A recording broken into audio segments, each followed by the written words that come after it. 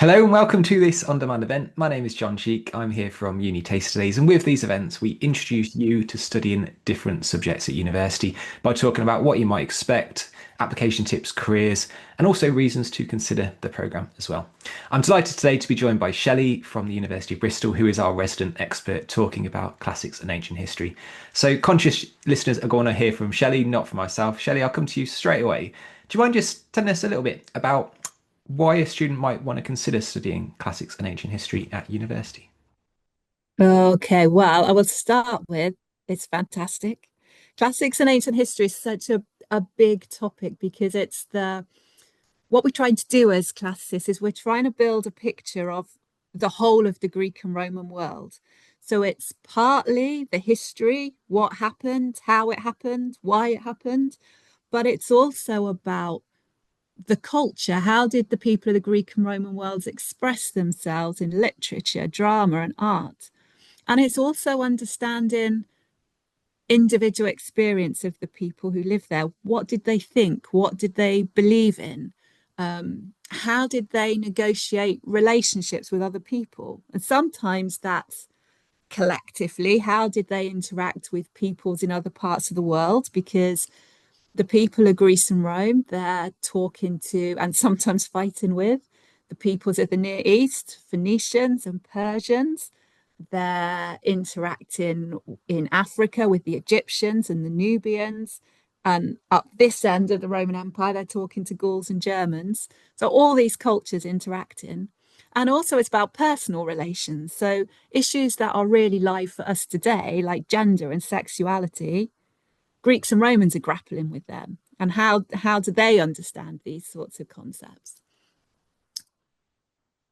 The other thing that sort of comes on from that, I would say why you should study classics and ancient history because of all the skills you're going to develop. So that ancient world happened a long time ago. It's not there anymore. It only survives in fragments. So trying to stitch it together is real puzzle solving. We need people who can analyze texts. And sometimes those texts are only fragmentary. So the whole story is not there. We need to look at archaeological sites like towns like Pompeii or shipwrecks.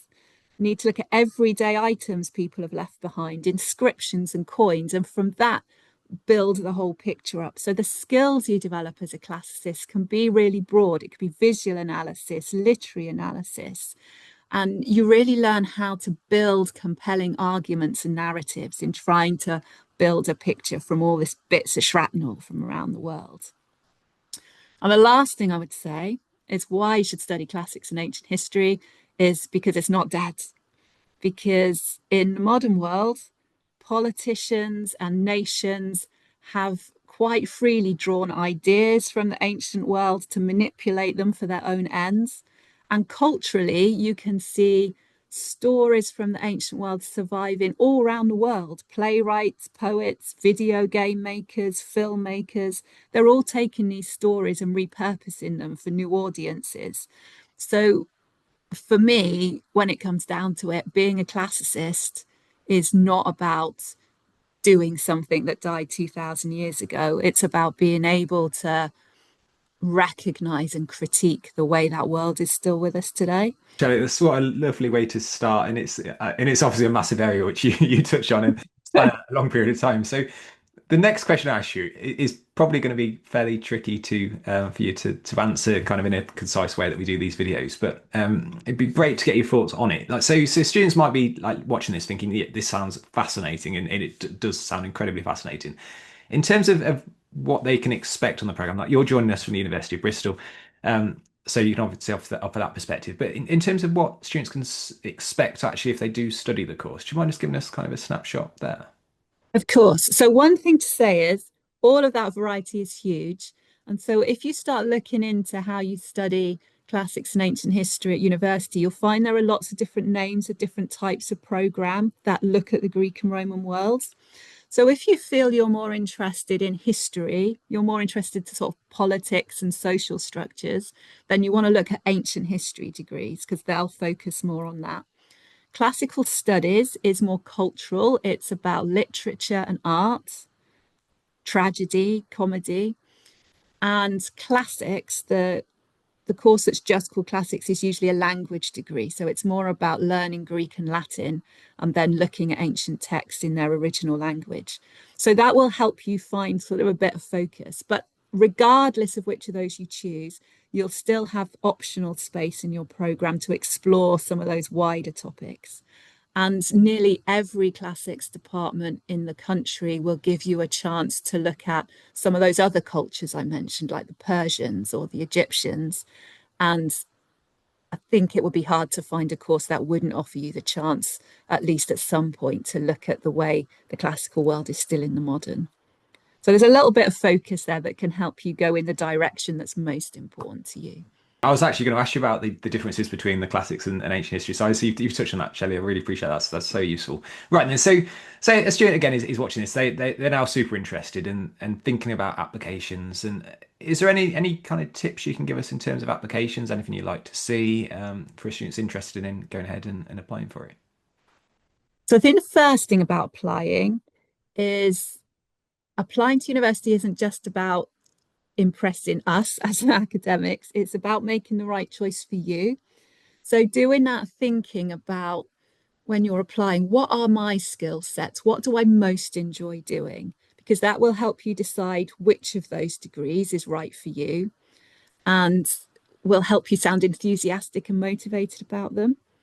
The other thing is when you're thinking of applying, think about what you'd like to learn, not what you know already. So it's really important to say that of all the people who are studying classics and ancient history in universities at the moment, a huge number of them have come to us never having studied the ancient worlds before. So we've got some people who've done classical studies A level, that might seem a familiar name to some people. A smaller number have even studied Latin or Greek at school. But huge numbers come to us because, I don't know, they read Percy Jackson when they were young, or they've played Assassin's Creed, and they're just really fascinated by the ancient world. And that is completely legitimate and fine. We don't need you to know loads already, because that's what we're here for. But we want to know what you want to learn and what you want to find out. So that's the key thing, I think, showing enthusiasm and just just thinking about what it is you want to gain from your time at university. I suppose a lot of people might be watching this thinking, you know what, I don't have the option to do Latin at school, college, and classes. That'll be really reassuring to them as well. Right, so let's give you another toughie, and that's looking at careers because again, it's such a broad area. And you mentioned that lots of transferable skills like the interpreting text, fragmenting text that isn't always in conditions that we would expect in kind of now. But in terms of careers, after completing a classics and or ancient history course, what can students go on to do? So some of our students will go on to quite specialist professions afterwards. So I've got graduates who are working in museums, heritage sector, even auction houses. Um, some students will go on to be professional researchers or educators, so stay in sort of in that sort of classics lane.